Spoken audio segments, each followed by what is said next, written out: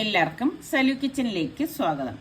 രാവിലെ തന്നെ ഒരു പള്ളി കഴിഞ്ഞ് എത്തിയിട്ടുണ്ട്. അപ്പം ഞാൻ വിചാരിച്ചു ഇവിടെ ഇതൊന്ന് ക്ലീൻ ചെയ്യണം എന്ന് വിചാരിച്ചിട്ട് കുറേ ദിവസമായി കേട്ടോ. അന്ന് ഞാൻ ചെടിയുടെ ആ ഒരു കളയൊക്കെ പറിച്ചുകൊണ്ടിരുന്നപ്പോഴല്ലേ വീണത്.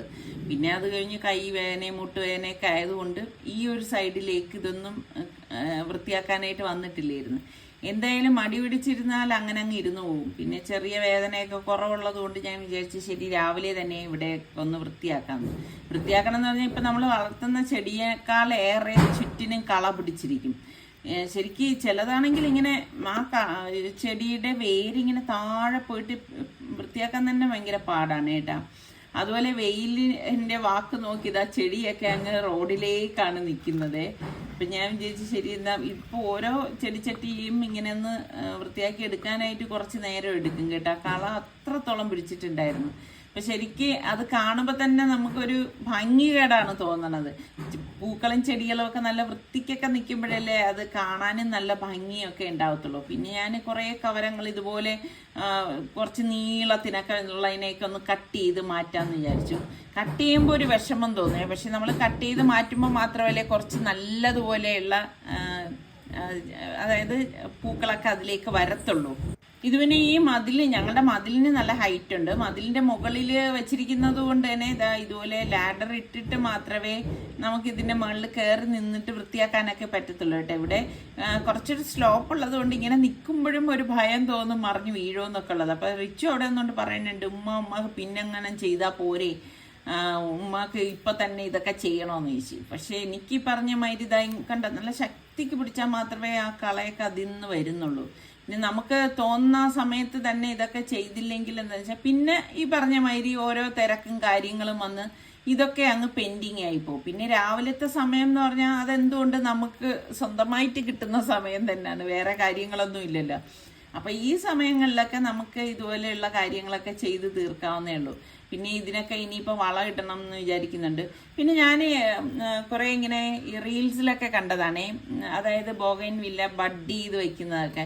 അപ്പം ഞാൻ ചിന്തിക്കാറുണ്ട് ഇവിടെയും 2-3 കളറിൽ വെറൈറ്റി ആയിട്ടുള്ള ബോഗൈൻവില്ല ഉണ്ട്. അപ്പം അതൊന്ന് കട്ട് ചെയ്തിട്ട് അങ്ങനെയൊക്കെ ഒന്ന് ചെയ്താലോ എന്നൊക്കെ ചിന്തിക്കും. പിന്നെ പൂക്കൾ വന്നത് ഇതാ കണ്ടോ ഇങ്ങനെ വാടി തുടങ്ങിയപ്പോഴേ ഞാൻ വിചാരിച്ചു ശരി എന്നാൽ പിന്നെ അതെല്ലാം കട്ട് ചെയ്ത് കളയാന്ന്. അങ്ങനെ പിന്നെ അതെല്ലാം ഒന്ന് കട്ട് ചെയ്ത് ഇതിനെയൊക്കെ അതിൻ്റെ മക്കളെ വളർത്തുന്നത് പോലെ തന്നെ നല്ല രീതിയിൽ പരിപാലനം നടത്തിയാൽ മാത്രമേ ഇത് നല്ല രീതിയിൽ പൂക്കളൊക്കെ ഇടത്തുള്ളൂ. അപ്പോൾ കണ്ടോ ഞാൻ പറഞ്ഞില്ലേ നല്ല ശക്തിക്കാണ് ഈ ചെടികളെല്ലാം വേരിങ്ങനെ അടിയിലേക്ക് പോയിരിക്കണത്. ഇതൊക്കെ പറിച്ചെടുക്കാന്ന് പറഞ്ഞാൽ ഇന്നാളെ ഒരു ദിവസം ഞാൻ ഇതുപോലെ ചെടിയുടെ മൂടൊക്കെ ക്ലീൻ ചെയ്യണ കാണിച്ചപ്പോൾ പറഞ്ഞ് ഇത്ര ഗ്ലൗസ് ഇട്ടിട്ട് ചെയ്തുകൂടെയെന്ന്. എനിക്കെന്തോ അത് അത്ര വാക്കില്ലെന്നേ. ഗ്ലൗസ് ഇട്ടിട്ട് ചെയ്യുമ്പോൾ എന്തോ ഇങ്ങനെ നമുക്കതിനൊരു എനിക്കതൊരു അസൗകര്യമായിട്ടാണ് തോന്നിയിട്ടുള്ളത് കേട്ടോ. അപ്പം അതുകൊണ്ടാണ് പിന്നെ ഞാൻ ഇങ്ങനെ ചെയ്തിട്ട് പിന്നെ ഈ മണ്ണിനെ പതുക്കെ ഒന്ന് കുറച്ചൊന്ന് ഇളക്കി ഒന്ന് ഇട്ട് കൊടുക്കും കേട്ടോ. എങ്കിലും മാത്രമല്ലേ നമ്മൾ വെള്ളം ഒഴിക്കുമ്പോഴേക്കും ആ ഒരു കറക്റ്റിന് പരുവത്തിന് നിൽക്കുന്നത്. പിന്നെ വിചാരിച്ച് ഇന്നിപ്പോൾ കുറച്ച് വളം അവിടെ ഇരിപ്പുണ്ട്, അതും കൂടി ഇനിയിപ്പോൾ ഇതിൻ്റെ മുട്ടിലൊന്ന് ഇട്ട് കൊടുക്കണം. വളവും കൂടി ഇട്ട് കൊടുത്ത ശേഷമാണ് ഞാൻ പിന്നെ വിചാരിച്ച് ഇന്ന് പിന്നെ ചെടിക്ക് കുറച്ച് വെള്ളം കൂടി ഒഴിച്ചേക്കാമെന്ന്. അപ്പോഴേക്ക് വെയിൽ വന്നു തുടങ്ങിയിട്ട് ഇപ്പോഴാണെങ്കിൽ നല്ല ശക്തമായിട്ടുള്ള ചൂടല്ലേ. അപ്പം സനക്കുട്ടി ഉറങ്ങണേ. സനക്കുട്ടി ഉണ്ടായിരുന്നെങ്കിൽ ഇപ്പം എൻ്റെ ഒപ്പം വന്ന് നിന്നേനേട്ടാ. പിന്നെ അവളുടെ കയ്യിൽ നമ്മൾ ഈ ഓസ് എടുത്ത് കയ്യിൽ കൊടുക്കണം, അവൾക്ക് സ്വന്തമായിട്ട് നനയ്ക്കണം, പിന്നെ കുറച്ച് നേരം അതിലൊന്ന് കളിക്കണം. അപ്പോൾ ഇപ്പം ഉറങ്ങുന്നത് കാരണം പിന്നെ എൻ്റെ കൂടെ നിൽക്കാൻ ആളില്ല. അപ്പം ഞാൻ നമ്മുടെ ആ റംബൂട്ടാൻ ഉണ്ടല്ലോ ആദ്യത്തെ 1-2 പ്രാവശ്യം കായ്ച്ചത് തന്നെ. പിന്നെ ഇപ്പം തളിര് വന്നിട്ടേ ഉള്ളൂ, അത് കായ്ക്കുന്നൊന്നുമില്ല. റംബൂട്ടാൻ കായ്ക്കാനായിട്ട് എന്ത് വളമാണ് നമ്മൾ ചെയ്യേണ്ടത് അറിയുന്നവരൊക്കെ ഉണ്ടെങ്കിൽ ഒന്ന് പറഞ്ഞു തരിക കേട്ടോ, എന്ത് വളമാണ് ഇതിന് കൊടുക്കേണ്ടതെന്നുള്ളത്. അതുപോലെ തന്നെ ആ അബിയും ചില ഇലകളൊക്കെ വാടി തുടങ്ങി. പിന്നെ ഈ പറഞ്ഞ മാതിരി എപ്പോഴും ഒരുപോലെ ഇരിക്കത്തില്ലല്ലോ. അപ്പം ഞാൻ അതിനൊക്കെ ഒന്ന് കുറച്ച് വെള്ളം ഒഴിച്ച് കൊടുത്ത ശേഷം കുറച്ച് നേരം ഇവിടെയൊക്കെ നിന്ന് ഇതൊക്കെ കാണുമ്പോൾ ഒരു രസമാണേ. ഇവിടെ എൻ്റെ ഇപ്പം കുറേ ചട്ടികളൊക്കെ ഒഴിഞ്ഞതിരിപ്പുണ്ട് കേട്ടോ. അപ്പം ഞാൻ വിചാരിക്കേണ്ടത് കുറച്ച് വെറൈറ്റി ആയിട്ടുള്ള എന്തെങ്കിലും ചെടികൾ അതിലേക്ക് വാങ്ങിച്ച് വെക്കാമെന്ന്. അത് കഴിഞ്ഞപ്പോഴേക്ക് നോക്കുമ്പോൾ സനക്കുട്ടി എഴുന്നേറ്റിട്ടുണ്ടായിരുന്നു. അങ്ങനെ മോളെ പല്ലിയേപ്പിച്ച് കുളിപ്പിച്ച് ഭക്ഷണമൊക്കെ കൊടുത്ത ശേഷം നമ്മളൊന്ന് പുറത്തേക്ക് ഇറങ്ങാനേ 1-2 കാര്യങ്ങളുണ്ട്. അപ്പം വൈകുന്നേരം അതായത് ഉച്ച കഴിഞ്ഞിട്ട് പോകാമെന്ന് വിചാരിച്ചു കഴിഞ്ഞാൽ തീരെ നടക്കത്തില്ല കേട്ടോ. ഒന്നത് നോമ്പാണ്, പിന്നെ ഇവർക്കൊക്കെ പള്ളിയിൽ പോകണം, എല്ലാം കൂടി അത് കഴിഞ്ഞ് നമ്മൾ പുറത്തിറങ്ങി കഴിഞ്ഞ് കഴിഞ്ഞാൽ കറക്റ്റ് ടൈമിൽ നമുക്ക് ചിലപ്പോൾ തിരിച്ച് വീട്ടിലെത്താൻ സാധിച്ചെന്നും വരത്തില്ല. പിന്നെ എന്തിനാണ് അങ്ങനെ ഒരു ഹറി പറയും. അപ്പം നിസാറിക്ക് പറഞ്ഞ് എനിക്ക് പിന്നെ ഈ സമയത്ത് പോവാം, അതല്ലേ നല്ലതെന്ന് പറഞ്ഞു. അത്യാവശ്യം നല്ല വെയിലൊക്കെ ഉണ്ട് കേട്ടോ വെളിയിൽ. ഇവിടെയൊക്കെ നല്ല ചൂടുമാണ് കേട്ടോ. അപ്പം നിങ്ങളുടെ അവിടെയൊക്കെ എങ്ങനെയാണ്, നല്ല ചൂടുണ്ടോ, എങ്ങനെയാണ് കാലാവസ്ഥ? അപ്പം ഇടയ്ക്കൊക്കെ ഇങ്ങനെ മഴക്കോള് വരുന്നത് പോലെ ഇരിക്കുകയെ, പക്ഷേ മഴയൊന്നും ഉണ്ടാകത്തില്ല. വെളിയിലോട്ട് ഇറങ്ങിയപ്പോഴോ അത്യാവശ്യം നല്ല ബ്ലോക്കും ഉണ്ട് കേട്ടോ. ശരിക്കും നമ്മൾ കാറിലാണ് പോകണമെങ്കിലും ഈ ബ്ലോക്കിൽ ഇങ്ങനെ നിന്ന് പോകുമ്പം നമ്മളും ആകെ ടയേർഡാവും. നോമ്പൊക്കെ എടുക്കുന്നത് കൊണ്ടായിരിക്കാം. അപ്പം എത്രയും പെട്ടെന്ന് നമ്മൾക്ക് നമ്മുടെ കാര്യങ്ങൾ സാധിച്ച് തിരിച്ച് വീട്ടിലെത്തിയാൽ മതി എന്നുള്ള അവസ്ഥയിലേക്ക് വരും കേട്ടോ. അപ്പം ആദ്യം തന്നെ നമ്മൾ വിചാരിച്ച് എനിക്ക് പിന്നെ ഇവർക്കൊക്കെ പെരുന്നാളിന് വേണ്ടിയിട്ട് ഡ്രസ്സ് എടുക്കണമായിരുന്നു കേട്ടോ. അപ്പോൾ അങ്ങനെ എടുക്കാം. പിന്നെ അവസാനം ആ പെരുന്നാളിൻ്റെ ടൈമിൽ ചെന്ന് നിന്ന് തിരക്ക് പിടിച്ച് നോക്കണ്ടല്ലോ എന്ന് വിചാരിച്ചിട്ടാണ് ഈ ഒരു സമയത്ത് നമ്മൾ പോകാമെന്ന് വിചാരിച്ചത്. ഇതാകുമ്പോൾ പിന്നെ വലിയ തിരക്കും കാര്യങ്ങളും ഒന്നും ഉണ്ടാവത്തില്ലല്ലോ. ഇവിടെ എത്തിയപ്പോഴേക്കും അധിക തിരക്കും ഒന്നും ഉണ്ടായിരുന്നില്ല. ഇതാ കണ്ടില്ലേ. അപ്പം നമ്മുടെ സുൽത്താൻ വന്നിട്ടില്ലായിരുന്നു. സുൽത്താന് വർക്ക് ഫ്രം ഹോമാണ് കേട്ടോ. അപ്പം അങ്ങനെ അവൻ അവിടെ ജോലി ചെയ്തുകൊണ്ടിരിക്കുകയായിരുന്നു. അപ്പം നമ്മൾ ഇത്രയും പേരാണ് ഇവിടെ വന്നത്. വന്നപ്പോൾ നോക്കിയപ്പോഴേക്ക് നമുക്ക് പറ്റിയ എന്തെങ്കിലുമൊക്കെ ഡ്രസ്സൊക്കെ ഉണ്ടോ എന്നുള്ളത് ഞാനിങ്ങനെ നോക്കുകയാണ് കേട്ടോ. അപ്പോൾ സനക്കുട്ടിക്കാണെങ്കിൽ നമ്മൾ എടുത്തോണ്ട് നടക്കണത് ഇഷ്ടമേ ഇല്ല. അവൾക്ക് ഇങ്ങനെ തന്നെ ഇങ്ങനെ നമ്മൾ കൈ പിടിച്ച് അവളിങ്ങനെ ഓടി നടക്കണം. അപ്പം അതുകൊണ്ട് തന്നെ നമുക്ക് ഒരു സാധനം നോക്കുന്നതിൽ എനിക്കാണെങ്കിൽ കോൺസെൻട്രേഷൻ കിട്ടത്തില്ല കേട്ടാ. സനക്കുട്ടിയെ നോക്കിക്കേ, ഇവിടെ 2-3 ഇങ്ങനെ ഡോള് വെച്ചിട്ടുണ്ടായിരുന്നു. ഓടി അവിടെ ചെന്നിട്ട് അതിന്റെ കൈ പിടിച്ചോണ്ട് നിൽക്കണം. അവളുടെ വിചാരം അതിന് ജീവനുണ്ടെന്നുള്ളതാണ് കേട്ടാ. അപ്പോൾ നിസാറിക്ക് ഷർട്ട് നോക്കുന്നതിൻ്റെ അവിടെയൊക്കെ ഇവളിങ്ങനെ ആരും ഇല്ലാത്തത് കൊണ്ട് തന്നെ അങ്ങോട്ടോടി ഇങ്ങോട്ടോടി നടക്കുന്നുണ്ടേ. പിന്നെ നമ്മൾ ഈ പെരുന്നാളിൻ്റെ സമയത്ത്, അതായത് ഇനിയിപ്പോൾ 2 ദിവസം കഴിയുമ്പോഴേക്ക് പെരുന്നാളായിപ്പോയി. അപ്പോൾ ആ സമയത്ത് തലേ ദിവസമൊക്കെ വരാമെന്ന് വിചാരിച്ചു കഴിഞ്ഞാൽ നല്ല തിരക്കായിരിക്കും. അപ്പം നമുക്ക് ഇതുപോലെ നിന്ന് നോക്കിയൊന്നും എടുത്തിട്ട് വരാൻ പറ്റത്തില്ല. അപ്പോൾ അവിടെ ഒരു ഡ്രസ്സ് കണ്ടത് അവൾ സ്വന്തമായിട്ട് പോയി എടുത്തിട്ട് അതും കൊണ്ടങ്ങ് നടക്കുകയാണ് കേട്ടോ. അപ്പോൾ റിച്ച് പുറകെ ഓടുന്നുണ്ട്. അവളിങ്ങനെ ആ ഡ്രസ്സും എടുത്തിട്ട് അവൾക്കത് വേണം എന്ന് പറഞ്ഞിട്ട് കൊണ്ടുപോവാണ് കേട്ടോ. അപ്പോൾ ഇട്ട് നോക്കിയപ്പോഴേക്ക് കറക്റ്റ് അവൾക്ക് അത് കറക്റ്റ് പരുവായിരുന്നു കേട്ടോ. അങ്ങനെ പിന്നെ ആ ഡ്രസ്സ് എടുത്തു. ഇതാ നമ്മളൊക്കെ നടന്നു പോകുമ്പോഴും ആളിതാ ബാക്കിൽ നിന്ന് നിൽക്കുവാണ് കേട്ടോ. അങ്ങനെ എന്തായാലും പെട്ടെന്ന് തന്നെ കാര്യങ്ങളെല്ലാം കഴിഞ്ഞു. ഒരുപാട് സമയമൊന്നും എടുത്തില്ല. ഇവർക്കൊക്കെ ഉള്ള ഡ്രസ്സും കാര്യങ്ങളും എല്ലാം എടുത്തു. ഞാൻ പിന്നെ എനിക്ക് സ്റ്റിച്ച് ചെയ്യിക്കുകയാണല്ലോ ചെയ്യണത്. അപ്പം അതുകൊണ്ട് പിന്നെ ഞാൻ ഇങ്ങനെ റെഡിമെയ്ഡ് ഡ്രസ്സ് ഇപ്പം അങ്ങനെ കുറേ കാലമായിട്ട് എനിക്കായിട്ട് ഞാൻ എടുക്കാറില്ല കേട്ടോ. അങ്ങനെ ഇപ്പം ഫാബിമോൾക്കും ഇവർക്കും ഒക്കെ ഉള്ള ഡ്രസ്സെല്ലാം എടുത്തു കഴിഞ്ഞ് ഇനിയിപ്പം മെയിനായിട്ട് വേറൊരു സ്ഥലത്തേക്ക് പോകണം കേട്ടോ. അപ്പം ഇനി അങ്ങോട്ടേക്കാണ് പോണത്. അപ്പം നിസാറിക്ക പറയുന്നുണ്ട് നിങ്ങൾ എന്നെ വീട്ടിൽ വിട്ടിട്ട് വേണമെങ്കിൽ പൊക്കോന്ന് പറഞ്ഞു. ഞാൻ പറഞ്ഞു എന്തായാലും നമ്മളെല്ലാവരും ഇറങ്ങില്ലേ, അപ്പോൾ പിന്നെ ഇനിയിപ്പം അതും കൂടി കഴിഞ്ഞിട്ട് നമുക്ക് ഒരുമിച്ച് വീട്ടിലേക്ക് പോകാം. കാരണം ഇനിയിപ്പം നിസാറിക്ക വിചാരിച്ച് ഇനിയിപ്പോൾ വീട്ടിൽ വിടുകയാണെങ്കിൽ അവിടെ നിന്ന് പിന്നെ നേരെ നിസാറിക്കയുടെ ഓരോ കാര്യങ്ങളൊക്കെ ചെയ്ത് തീർക്കാനും ഒക്കെ ഉണ്ടായിരുന്നു കേട്ടോ. അപ്പം എന്തായാലും അതിന് നിന്നില്ല. ഇപ്പം നമ്മളുടെ സനക്കുട്ടിയും കൊണ്ടിട്ട് അവളുടെ മുടി ആകെ ലെവല് കെട്ടാണ് വളർന്നു വന്നത് കേട്ടോ. മുട്ടയടിച്ചതിന് ശേഷം ഇതുവരെ നമ്മളങ്ങനെ ഹെയർ ഡ്രസ്സിങ് ഒന്നും ചെയ്തിട്ടില്ല.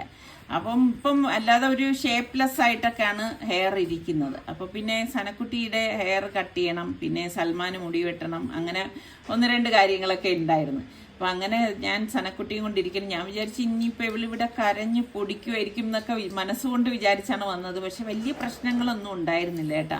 ആളിനെന്തായാലും ഇഷ്ടപ്പെട്ടെ. അപ്പം ഞങ്ങൾ പറഞ്ഞു ഒരുപാട് അങ്ങ് ഇങ്ങനെ പറ്റ വെട്ടണ്ട, മുടി ഇനി വളർത്തത്തക്ക രീതിയിൽ വെട്ടിയാൽ മതി. സനക്കുട്ടിയുടെ മുടിക്കാണെങ്കിൽ ഉള്ളു തീരെ ഇല്ല. കണ്ടില്ലേ എങ്ങനെയാണ് മുടി ഇരിക്കുന്നത്. അപ്പം ഇനിയൊക്കെ വളർന്നു വരുമ്പം മുടിക്ക് ഉള്ളു വെച്ചാലായി. അപ്പം വെട്ടുന്ന അനുസരിച്ച് അവളിൽ കുനിഞ്ഞു നിൽക്കാൻ പറയുമ്പോഴൊക്കെ അതുപോലെയൊക്കെ ചെയ്യുന്നുണ്ട് കേട്ടോ. പാവം. ഞാൻ വിചാരിച്ചു കഴിഞ്ഞ പ്രാവശ്യം മുട്ടയടിക്കാൻ കൊണ്ടുപോയപ്പോൾ ഭയങ്കര കരച്ചിലല്ലായിരുന്ന. അപ്പം അതുപോലെയൊക്കെ ആയിരിക്കും എന്ന് കരുതിയാണ് നിന്നതേ. പക്ഷെ ആള് നല്ല കൂളായിരുന്നു കേട്ടോ. അങ്ങനെ നമ്മളുടെ സനക്കുട്ടിയുടെ ആദ്യത്തെ ഹെയർ ഡ്രസ്സിങ് എന്ന് തന്നെ പറയാം കേട്ടോ. അപ്പം ഞാൻ പറഞ്ഞു കുറച്ചുകൂടി വേണമെങ്കിൽ ഒന്ന് ബാക്കിലൊന്ന് കട്ട് ചെയ്യാൻ പറഞ്ഞപ്പോൾ അദ്ദേഹം പറഞ്ഞില്ല, അത് അങ്ങനെ കട്ട് ചെയ്ത് കഴിഞ്ഞാൽ പിന്നെ ആ ഒരു കറക്റ്റ് ലെവലിന് വളർന്ന് വരത്തില്ല എന്ന് പറഞ്ഞു. അപ്പോൾ പിന്നെ ഇനിയിപ്പോൾ 1-2 പ്രാവശ്യം ഇതുപോലെ ഹെയർ കട്ട് ചെയ്താൽ മാത്രമേ ആ കറക്റ്റ് രീതിക്ക് വളർന്നു വരത്തുള്ളൂ എന്ന് പറഞ്ഞു. ശരി തന്നെയാണ്. അപ്പോൾ ഇപ്പോൾ ഹെയറൊക്കെ കട്ട് ചെയ്തപ്പോൾ സനക്കുട്ടിയുടെ ഫേസൊക്കെ ചെറുതായിട്ടൊന്ന് ചേഞ്ച് ആയി കേട്ടോ. അതാ നോക്കിക്കേ അവളിങ്ങനെ അന്തപ്പെട്ട് നിൽക്കുവാണ് കേട്ടോ. മോക്ക് സനക്കുട്ടിക്കാണെങ്കിൽ ഈ മുടി എന്ന് പറഞ്ഞാൽ മുടി വളരുന്നതൊക്കെ ഭയങ്കര ഇഷ്ടമാണ്. കാരണം ഹെയർ ക്ലിപ്പൊക്കെ എടുത്തോണ്ട് വരുന്നതും നമ്മളുടെ മുടി തന്നെ കാണുമ്പോഴേക്കും അവൾക്ക് എന്താണോ എന്തോ മുടിയോളം ഭയങ്കര ഇഷ്ടമാണ്. അപ്പോൾ ഇപ്പം ഇതാ നോക്കി നിൽക്കുന്നുണ്ട്. വലിയ മാറ്റങ്ങളില്ലെങ്കിലും ചെറുതായിട്ടൊക്കെ ഒരു മാറ്റം ഉണ്ട് കേട്ടാ. ഇനി നല്ല രീതിയിലൊന്ന് നീളം വെച്ചാൽ മതിയായിരുന്നു. അവൾക്ക് 2 സൈഡും ഒക്കെ പിന്നി കെട്ടിക്കൊടുക്കാമല്ലോ. അപ്പോഴേക്ക് സൽമാന് മുടി വെട്ടണമായിരുന്നു. അങ്ങനെ സൽമാൻ മുടി വെട്ടാൻ കയറി. അപ്പം നമ്മൾ പറഞ്ഞു ശരി എന്നാൽ പിന്നെ നമ്മളിവിടെ വെയിറ്റ് ചെയ്യാന്ന് പറഞ്ഞു. സൽമാൻ പിന്നെ അധിക നേരമൊന്നും എടുക്കത്തില്ലല്ലോ, ഇവരുടെയൊക്കെ പെട്ടെന്ന് വെട്ടി കഴിയുമല്ലോ. അപ്പം സനക്കുട്ടി അവിടെ നിന്ന് എല്ലാം നോക്കുകയാണ് കേട്ടാ. അങ്ങനെ പെരുന്നാളിന് മുന്നോടിയായിട്ടുള്ള മെയിനായിട്ടുള്ള 1-2 കാര്യങ്ങൾ ഇതോടുകൂടി കഴിഞ്ഞ്. ഈ മുടി വെട്ടി കിട്ടിയപ്പോൾ തന്നെ ഭയങ്കര ആശ്വാസം. കാണുന്നവരെല്ലാം പറയുമായിരുന്നേ സനയുടെ മുടി വെട്ടാറായിന്ന്. പിന്നെ ഇവരെല്ലാവരും ഉള്ളപ്പം ഇവിടെ അടങ്ങിയിരിക്കുമല്ലോ എന്ന് വിചാരിച്ച് നമ്മൾ ഇവർക്ക് വേണ്ടിയിട്ട് വെയിറ്റ് ചെയ്ത് നിൽക്കുകയായിരുന്നു കേട്ടാ. അപ്പം ഇനിയിപ്പം നേരെ വീട്ടിലേക്ക് പോകണം. വേറൊന്നുമല്ല, ഇനിയിപ്പം നോമ്പ് തുറക്കുള്ള സാധനങ്ങളൊക്കെ ഇന്ന് ഉണ്ടാക്കണ്ടേ. ഞാൻ ഇവിടെ 1 കപ്പ് പച്ചരി എടുത്തിട്ടുണ്ട്. ഒരു ബൗളിലേക്ക് നമുക്ക് ഇട്ട് കൊടുക്കാം. പിന്നെ വേണ്ടത് ഒരു 1/4 കപ്പ് പുഴുക്കലരിയാണ്. 1 ടേബിൾ സ്പൂണ് ഫെന്നൽ സീഡ്, അതായത് പെരിഞ്ജീരകം. ഇത്രയും കൂടി നമുക്ക് നന്നായിട്ടൊന്ന് കഴുകിയെടുത്തിട്ട് കുറച്ച് വെള്ളം ഒഴിച്ച് കുതിരാനായിട്ട് മാറ്റി വെക്കാം. 2 മണിക്കൂർ ഇത് കുതിർന്നാൽ മതി കേട്ടോ. അപ്പൊ ഈ സമയം കൊണ്ട് നമുക്ക് ഇതിന്റെ മസാലയ്ക്ക് വേണ്ടിയിട്ട് ഞാൻ ഇവിടെ 1/2 കിലോ ചെമ്മീൻ എടുത്തിട്ടുണ്ട്. ചെമ്മീനിലേക്ക് 1 ടീസ്പൂൺ മഞ്ഞൾപ്പൊടിയും 2 tablespoon Kashmiri chilli powder. ഇതാവുമ്പോഴേക്ക് എരിവുണ്ടാവില്ല, നല്ല നിറവും കിട്ടും. 1 ടീസ്പൂൺ കുരുമുളക് പൊടി, 1 ടീസ്പൂൺ ഗരം മസാല പൊടി, പാകത്തിനുള്ള ഉപ്പ്. ഇത്രയും കൂടി ഇട്ട ശേഷം നന്നായിട്ടൊന്ന് ഇതൊന്ന് മാരിനേറ്റ് ചെയ്യാനായിട്ട് മാറ്റി വെക്കാം കേട്ടോ. അപ്പോൾ ആ മസാലയൊക്കെ അവിടെ പിടിക്കുന്ന നേരം കൊണ്ട് നമുക്ക് ഞാനിവിടെ അരി ഒന്ന് ഡ്രെയിൻ ചെയ്തെടുത്തിട്ടുണ്ട്. അത് നമുക്ക് മിക്സിയുടെ ജാറിലേക്ക് ഇട്ടിട്ട് ഇനിയൊന്ന് അരച്ചെടുക്കണം. അപ്പോൾ അതിൻ്റെ കൂട്ടത്തിൽ തന്നെ നമുക്ക് ഒരു 4 ചെറിയ ചുവന്നുള്ളി തന്നെ എടുക്കാൻ ശ്രദ്ധിക്കണേ. അതിട്ട് കൊടുക്കാം. ഇതോടൊപ്പം തന്നെ ചെറിയ 1 പീസ് ഇഞ്ചി കട്ട് ചെയ്തതും 1/4 കപ്പ് തേങ്ങ മസ്റ്റായിട്ട് വേണം കേട്ടോ, എങ്കിലേ ഇത് നല്ല ടേസ്റ്റ് ഉണ്ടാകത്തുള്ളൂ. തേങ്ങയുടെ അളവ് കൂടുകയും വേണ്ട. പിന്നെ പാകത്തിനുള്ള ഉപ്പും, പിന്നെ 1 കപ്പ് തേങ്ങാപ്പാലാണ് ഞാൻ ഇവിടെ എടുത്തിരിക്കുന്നത്. തേങ്ങാപ്പാൽ ഫുള്ളായിട്ട് നമ്മൾ ഇതിലേക്ക് ഒഴിച്ചു കൊടുത്തിട്ട് നന്നായിട്ട് ഇതൊന്ന് അരച്ചെടുക്കും. നല്ല മഷി പോലെ വേണം നമ്മളിത് അരച്ചെടുക്കാനുള്ളത് കേട്ടോ, ഒട്ടും തരി പാടില്ല. അപ്പം അരച്ചിരിക്കുന്ന ഈ ബാറ്റർ ഞാൻ ഒരു ബൗളിലേക്ക് ഒഴിച്ചു കൊടുക്കാണ്. അപ്പൊ ഈ ബാറ്റർ കണ്ടില്ലേ, കുറച്ച് കട്ടി കൂടുതലാണ്. അപ്പൊ ഞാൻ മിക്സിയുടെ ജാറിലേക്ക് ഒരു 1/4 കപ്പ് വെള്ളം കൂടി ഒഴിച്ചിട്ട് ഇതിലേക്ക് ഒഴിച്ചു കൊടുക്കാണ്. എന്നിട്ടൊന്ന് ഇളക്കി കൊടുക്കാം. അപ്പൊ ഈ ബാറ്റർ ഒരുപാട് ലൂസാകാനും പാടില്ല, ഒരുപാട് കട്ടിയാവാനും പാടില്ല കേട്ടോ. ഇതാണ് അതിന്റെ ഒരു പരുവം എന്ന് പറയുന്നത്. അപ്പൊ ഞാൻ ഒരു പാൻ അടുപ്പത്തേക്ക് വെച്ചു. ഇതിലേക്ക് നമുക്ക് ഒരു 2.5 ടേബിൾ സ്പൂൺ വെളിച്ചെണ്ണയാണ് ഒഴിച്ചു കൊടുക്കുന്നത് കേട്ടോ. വെളിച്ചെണ്ണയിൽ തന്നെ ഇത് തയ്യാറാക്കുന്നതാണ് ടേസ്റ്റ് കൂടുതൽ. അപ്പൊ വെളിച്ചെണ്ണ ഒന്ന് ചൂടാകുന്ന സമയത്ത് നമ്മൾ ഈ മാരിനേറ്റ് ചെയ്ത് വെച്ചിരിക്കുന്ന ചെമ്മീൻ ഉണ്ടല്ലോ, അത് ഇതിലേക്ക് ഫുള്ളായിട്ട് തന്നെ ഇട്ട് കൊടുക്കുകയാണ്. കാരണം അത്യാവശ്യം വലിപ്പമുള്ള പാനാണ് ഞാൻ ഇവിടെ എടുത്തിരിക്കുന്നത്. ഇതിപ്പോൾ ഓവറായിട്ട് കുക്കാവേണ്ട ആവശ്യമില്ല, അത് പ്രത്യേകം ശ്രദ്ധിച്ചേക്കണം കേട്ടോ. ഇതുപോലെ ഒരു സൈഡ് റെഡി ആകുമ്പോഴേക്ക് പതുക്കെ ഒന്ന് മറിച്ചിട്ടിട്ട് ഇതുപോലെ ഒന്ന് ഇളക്കി കൊടുക്കാം. കുറച്ചൊരു ജ്യൂസി പരുവത്തിലാണ് നമ്മളിത് ഫ്രൈ ആക്കി എടുക്കുന്നത്, ഡ്രൈ ആക്കി എടുക്കരുത് കേട്ടോ. എടുത്തു കഴിഞ്ഞാൽ അത്ര ടേസ്റ്റ് ഒന്നും ഉണ്ടാകത്തില്ല. അപ്പോൾ ഫ്രൈ ആയിരിക്കുന്ന നമ്മളുടെ ചെമ്മീന് ഞാൻ ഒരു ബൗളിലേക്ക് മാറ്റുവാണ്. ശരിക്കും പറഞ്ഞാൽ ഇത് ഉണ്ടാക്കിയെടുക്കാൻ വളരെ എളുപ്പമാണ് അല്ലേ. അപ്പോൾ നമുക്ക് ഇനിയിപ്പം ഇതൊന്ന് തണുത്ത ശേഷം ഒന്ന് ക്രഷ് ചെയ്തെടുക്കണം. അപ്പം ഈ സമയം ഇതേ പാനിൽ തന്നെ ഞാൻ 1 ടേബിൾ സ്പൂൺ വെളിച്ചെണ്ണ ഒഴിച്ചിട്ട് 1 ടീസ്പൂണ് ഫെന്നൽ സീഡും പിന്നെ 1 ടേബിൾ സ്പൂൺ വീതം ഇഞ്ചിയും വെളുത്തുള്ളിയും പച്ചമുളകും ക്രഷ് ചെയ്തത് ഇട്ട് കൊടുക്കുകയാണ് കേട്ടോ. എന്നിട്ട് ഇതുപോലെ ഒന്ന് ഇളക്കി കൊടുക്കണം. വളരെ കുഞ്ഞായിട്ട് വേണം നമ്മളിത് അരിഞ്ഞെടുക്കാനുള്ളത്, വലിപ്പത്തിൽ എടുക്കരുത് കേട്ടോ, എങ്കിലും മസാല അത്ര രുചി ഉണ്ടാവില്ല. പിന്നെ 2 സവോള ചോപ്പ് ചെയ്തെടുത്തിട്ടുണ്ട്, അതും കൂടി നമുക്ക് ഇതിലേക്ക് ഇട്ടിട്ട് ഒന്ന് വഴറ്റി കൊടുക്കാം. അപ്പോൾ ഇത് നമ്മൾ പൊരിച്ചെടുത്ത എണ്ണയിൽ തന്നെ ആയതുകൊണ്ട് നല്ല ഫ്ലേവർ ഉണ്ടാവുമായിരിക്കും കേട്ടോ. പിന്നെ കുറച്ച് കറിവേപ്പില ഇതുപോലെ ഒന്ന് കട്ട് ചെയ്ത് തന്നെ ഇട്ട് കൊടുക്കണം. അപ്പോൾ ആ കറിവേപ്പിലയുടെയൊക്കെ മണം നല്ലതുപോലെ കിട്ടാനാണ് നമ്മൾ ഇതുപോലെ കട്ട് ചെയ്ത് ഇട്ട് കൊടുക്കുന്നത്. കുറച്ചധികം കറിവേപ്പില ആയാലും കുഴപ്പമൊന്നുമില്ല. എല്ലാം ചേർത്ത് നമുക്ക് ഇതുപോലെ ഒന്ന് വഴറ്റി കൊടുക്കണം. അപ്പോൾ ഉള്ളിയും ഇഞ്ചി വെളുത്തുള്ളി പച്ചമുളകൊക്കെ ഒന്ന് വഴണ്ടി വന്നിട്ടുണ്ട്. ഈ സമയത്ത് നമുക്ക് ഇതിലേക്ക് 1 ടീസ്പൂൺ മഞ്ഞൾപ്പൊടി, 1/2 ടീസ്പൂൺ ഗരം മസാല പൊടി, 1/2 ടീസ്പൂൺ കുരുമുളക് പൊടി, 1 ടീസ്പൂൺ കാശ്മീരി ചില്ലി പൗഡറും പാകത്തിനുള്ള ഉപ്പും ചേർത്ത് ഒന്ന് ഇളക്കി കൊടുക്കാം. ഇതുപോലെ ഒന്ന് ഇളക്കിയെടുക്കണം. അപ്പം നല്ല വാസന വരുന്നുണ്ട് കേട്ടോ. അപ്പം നമ്മൾ ക്രഷ് ചെയ്ത് വെച്ചിരിക്കുന്ന ആ ചെമ്മീനില്ലേ, അത് ദേ ഇതിലേക്ക് ഇട്ട് കൊടുക്കുകയാണ് ചെയ്യണത്. ഇട്ടിട്ട് നമുക്ക് എല്ലാം ചേർത്തിട്ടൊന്ന് ഇളക്കി കൊടുക്കണം. അപ്പോൾ ആ മസാലയും ചെമ്മീനും എല്ലാം ഒന്ന് യോജിച്ച് വന്നിട്ടുണ്ട്. അപ്പോൾ ഇത്രയേ ഉള്ളൂ കേട്ടോ. അപ്പം നമുക്കിനി ഇപ്പം ഗ്യാസ് ഓഫ് ചെയ്തിട്ട് ഇതൊന്ന് തണുക്കാനായിട്ട് മാറ്റി വെക്കണം. തണുത്ത ശേഷമാണ് നമ്മളിത് ഫില്ല് ചെയ്യുന്നത്. ഞാൻ ഇവിടെ ഒരു സിലിക്കോൺ മോൾഡാണ് എടുത്തിരിക്കുന്നത് കേട്ടോ. നമുക്ക് ഇഷ്ടമുള്ള മോൾഡ് എടുക്കാം, മോൾഡ് ഇല്ലെങ്കിലും കുഴപ്പമൊന്നുമില്ല, പ്ലേറ്റ് ആയാലും മതി. ഞാൻ അതിലേക്ക് കുറച്ച് ഓയിൽ ഒഴിച്ചിട്ടൊന്ന് ബ്രഷ് ചെയ്ത് കൊടുക്കുകയാണ്. പെട്ടെന്ന് വിട്ട് കിട്ടാൻ വേണ്ടിയിട്ടാണ് ഓയിലൊന്ന് ബ്രഷ് ചെയ്ത് കൊടുക്കുന്നത് കേട്ടോ. അപ്പോൾ അതാ എല്ലായിടത്തും ഞാനൊന്ന് ബ്രഷ് ചെയ്ത് എടുത്തിട്ടുണ്ട്. അപ്പം ഞാൻ ആവി ചെമ്പ് അടുപ്പത്തേക്ക് വെച്ചിട്ടുണ്ട്. അടിത്തട്ടിൽ വെള്ളം വെച്ചിട്ട് മേൽത്തട്ടിലാണ് നമ്മൾ ഈ മോൾഡ് വെച്ച് കൊടുക്കുന്നത്. അപ്പം ഞാൻ പറഞ്ഞതുപോലെ നിങ്ങളുടെ ചെറിയ ചെറിയ മറ്റെന്തെങ്കിലും മോൾഡ് ഉണ്ടെങ്കിലും അതിലും തയ്യാറാക്കിയെടുക്കാം. എന്നിട്ട് നമുക്ക് ഈ ബാറ്റർ നന്നായിട്ടൊന്ന് ഇളക്കിയ ശേഷം ഒരു ലെയർ ബാറ്റർ നമുക്ക് ഇതുപോലെ ഒഴിച്ചു കൊടുക്കാം. എപ്പോഴും ശ്രദ്ധിക്കണം, ഓവറായിട്ട് നമ്മൾ ഒഴിച്ചു കൊടുക്കരുത്. കാരണം നമുക്ക് ഫില്ലിംഗ് വെച്ചിട്ട് വീണ്ടും നമുക്ക് ഫില്ലിങ്ങിന്റെ മീതെ ഈ ബാറ്റർ ഒഴിച്ച് കവർ ചെയ്യാനുള്ളതാണ്. അപ്പൊ അതുകൊണ്ട് നമ്മളിത് അഡ്ജസ്റ്റ് ചെയ്ത് മാത്രമേ അടിയിലത്തെ ലെയറിൽ മാവ് ഒഴിച്ചു കൊടുക്കാവൂ. അതിനുശേഷം നമ്മൾ ഈ തണുത്തിരിക്കുന്ന ഫില്ലിംഗ് ഉണ്ടല്ലോ, അത് താഴത്തേക്ക് പോകാത്ത രീതിയിൽ ഒന്ന് കവർ ചെയ്ത് ഇട്ട് കൊടുക്കണം. ഇതുപോലെ എല്ലായിടത്തും എല്ലാ ഇതിലും ഞാനൊന്ന് ഫില്ല് ചെയ്ത് വെച്ചു കൊടുക്കുകയാണ്. ഇനി നമുക്ക് വേണ്ടത് വീണ്ടും ഈ ബാറ്റർ കൊണ്ട് നമുക്കിതൊന്ന് കവർ ചെയ്ത് കൊടുക്കാം കേട്ടോ. ഇതുപോലെ ഒന്ന് ഫുള്ളായി കിട്ടത്തക്ക രീതിയിൽ നമുക്ക് കവർ ചെയ്ത് വേണം ഈ ബാറ്റർ ഒഴിച്ചു കൊടുക്കാനുള്ളത്. അതായത് മസാല മീതെ കാണാത്ത രീതിയിൽ ഒന്ന് കവർ ചെയ്ത് കൊടുത്താൽ മതി കേട്ടോ. ഇനിയിപ്പം വേറൊന്നുമില്ല, നമുക്കിനിയിപ്പം ഇതൊന്ന് അടച്ചു വെച്ചിട്ട് ആവിയേറ്റി എടുക്കുകയാണ് ചെയ്യണത് കേട്ടോ. അപ്പം ആവിയേറ്റുമ്പോൾ എപ്പോഴും നമ്മളുടെ മോൾഡിനെ ഡിപ്പെൻഡ് ചെയ്തിരിക്കും. വലിയ മോൾഡൊക്കെ ആണെങ്കിൽ ഇതിപ്പോൾ ഞാനൊരു 20 മിനിറ്റ് ആവിയേറ്റിയിട്ടുണ്ടായിരുന്നു. കാരണം കുറച്ച് വലിപ്പത്തിലല്ലേ ഞാനിത് റെഡിയാക്കി എടുത്തിരിക്കുന്നത്. ചെറിയ മോൾഡാണെങ്കിൽ 10 മിനിറ്റ് ഒക്കെ മതിയാവും. അപ്പം ഞാൻ 2 രീതിയിൽ ഉണ്ടാക്കുന്നുണ്ട്. ഇതെന്റെ ചെറിയ മോൾഡാണ് കേട്ടോ. ഇത് സിലിക്കോൺ മോൾഡ് തന്നെയാണ്.